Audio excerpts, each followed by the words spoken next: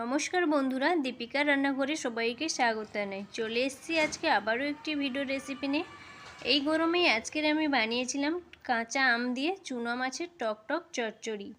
আর এই চচ্চড়ি কীভাবে বানিয়েছি সেটা তো আজকে আপনাদের সাথে শেয়ার করব। ভিডিওটা স্কিপ না করে শেষ পর্যন্ত দেখতে থাকুন।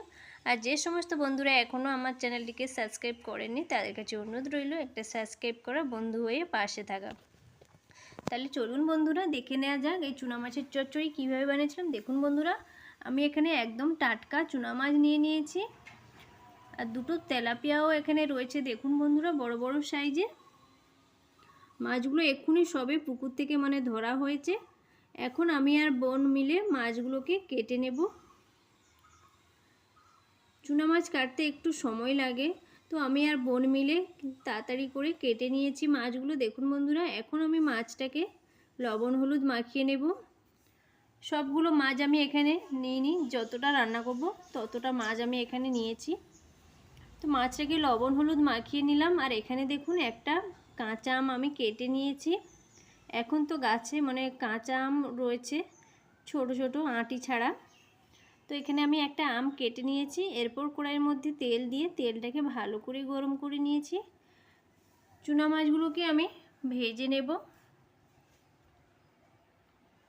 দু পিঠ উল্টে খুব ভালোভাবে চুনা মাছগুলোকে ভেজে নিতে হবে। এই গরমে একটু টক না হলে খেতে ভালো লাগে না। আমার মতো কে কে টক খেতে ভালোবাসো একটা কমেন্ট করে জানাও। তো দেখুন বন্ধুরা, এখানে আমি চুনা মাছগুলোকে ভেজে নিয়েছি ভালোভাবে। এখন মাছগুলোকে আমি তুলে নিচ্ছি। তো মাছগুলোকে তুলে নিলাম। এরপর কড়াইয়ের মধ্যে আরও কিছুটা তেল দিয়ে তেলটা গরম হয়ে গেলে দিয়ে দেব পাঁচ ফোড়ন।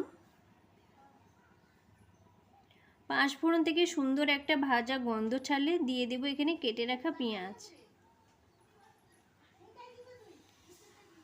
আমি এখানে দুটো বড় বড় সাইজের পেঁয়াজ কেটে নিয়েছি। পেঁয়াজটাকে একটু ভাজা ভাজা করে নিতে হবে।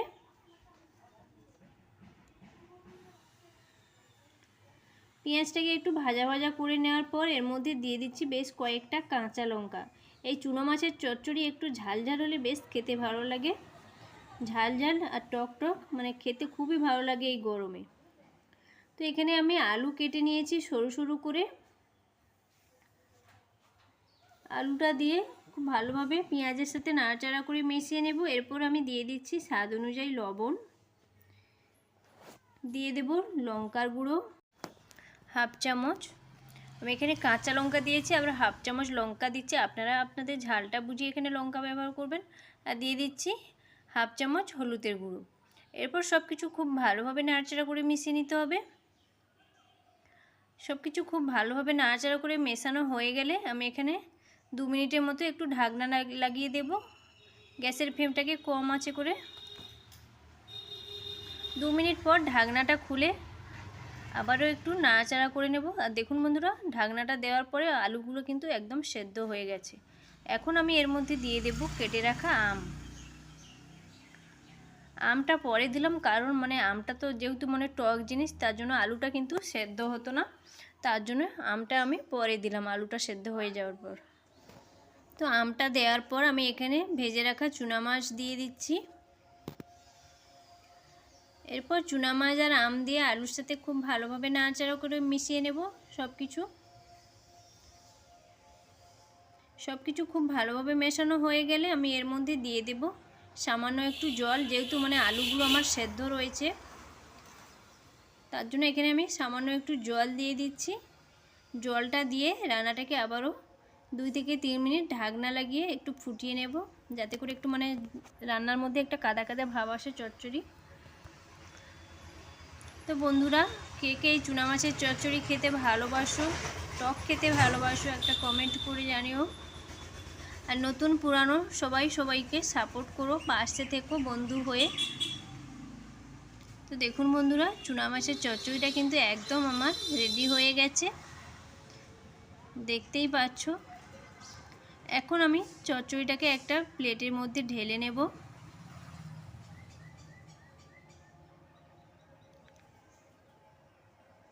তো চচ্চড়িটাকে একটা প্লেটের মধ্যে ঢেলে নিলাম। দেখুন বন্ধুরা, চচ্চড়িটা দেখতে কিন্তু আমার খুবই সুন্দর হয়েছিল, আর খেতে তো মানে আরও সুন্দর হয়েছিল। তো ভিডিওটা ভালো লাগলে একটা লাইক করো, বন্ধুদের সাথে একটু শেয়ার করে দিও, আর একটা সাবস্ক্রাইব করার অনুরোধ রইল।